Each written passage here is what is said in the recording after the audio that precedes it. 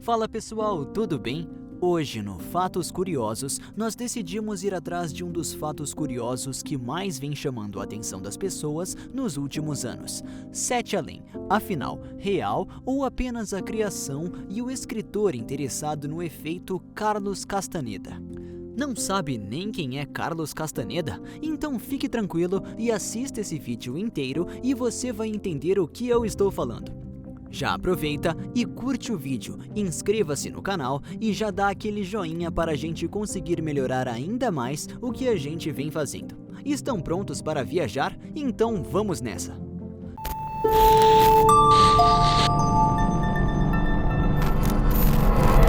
Qual a origem de Sete Além? A primeira citação a Sete Além surge em um post do BuzzFeed, onde o escritor e roteirista Luciano Milici escreve o que seria, pelo menos teoricamente, uma experiência que ele teve quando era muito pequeno, de viagem a outra dimensão.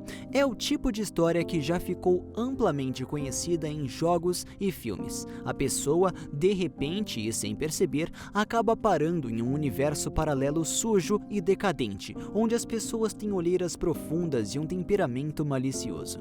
Esta seria Sete Além, e as pessoas que lá moram teriam acesso ao nosso universo e vice-versa. Depois que a história original foi contada, muitas pessoas começaram a descrever o mesmo tipo de evento, ou algo muito parecido. A partir do momento que Luciano percebeu o tamanho do impacto que sua história teve, ele começou a guardar todos os relatos e a falar mais sobre o assunto. Obviamente, como a internet é um lugar onde esse tipo de história fantástica acaba criando asas, Sete Além se tornou de uma matéria a um verdadeiro evento coletivo. A pergunta que não quer calar é: afinal, Sete Além é real? Na realidade, é impossível dizer com certeza, mas nesse caso vamos acreditar que não, já que a história de uma lenda urbana seria extremamente interessante para alguém que já trabalha com ficção, e é nesse momento em que as histórias de Carlos Castaneda acabam se tornando relevantes para entender o porquê de desconfiarmos de Sete Além. Carlos Castaneda foi um escritor e antropólogo peruano que, por meio de uma série de livros iniciados com A Erva do Diabo, contou sua trajetória mágica como discípulo de uma pessoa que ele chamava apenas de Dom Juan. Em seus livros, Carlos narra, de forma autobiográfica e deixando a entender que aquilo realmente havia acontecido, experiências extracorporais, feitos mágicos e tantas outras façanhas que envolviam o treinamento dele como o que ele mesmo chamava de Nagual. Mais adiante em sua carreira e confrontado com diversas incongruências que existiam não apenas em seus livros, mas também em sua própria história pessoal, Carlos acabou sendo alvo de diversas investigações, inclusive de um dossiê completo sobre suas origens feito pela revista Time, onde a farsa acabou sendo revelada em definitivo.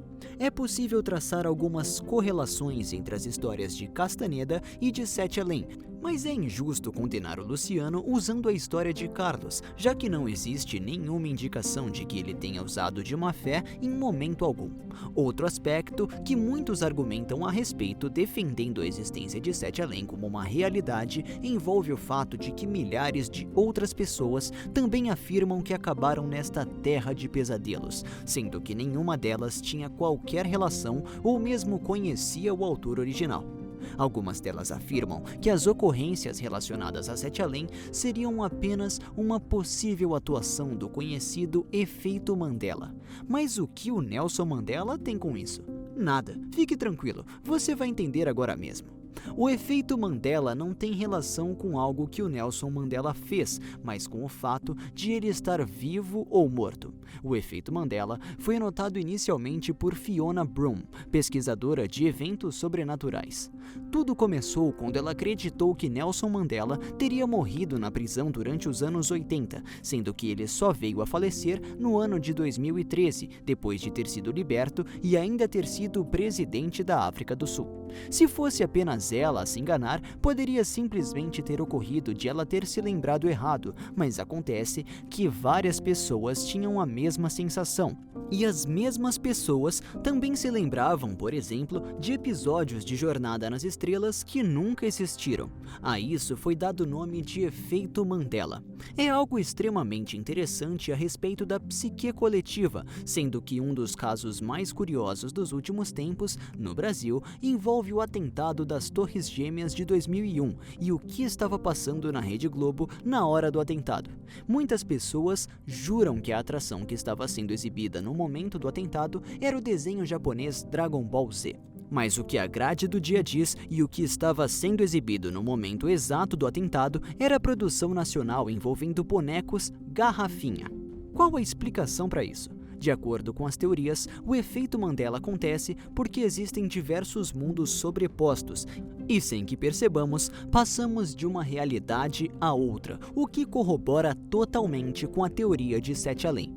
Outra teoria, que também é amplamente relacionada com Sete Além, é a teoria da Matrix, teoria que já comentamos aqui no canal quando falamos da misteriosa morte de Eren Valente. E você, no que acredita? Será que estamos vivendo em uma simulação? Será que os mundos alternativos são realidades e, mesmo sem querer, podemos acabar na dimensão decrépita e destruída de Sete Além? Comente conosco suas visões e até o próximo vídeo.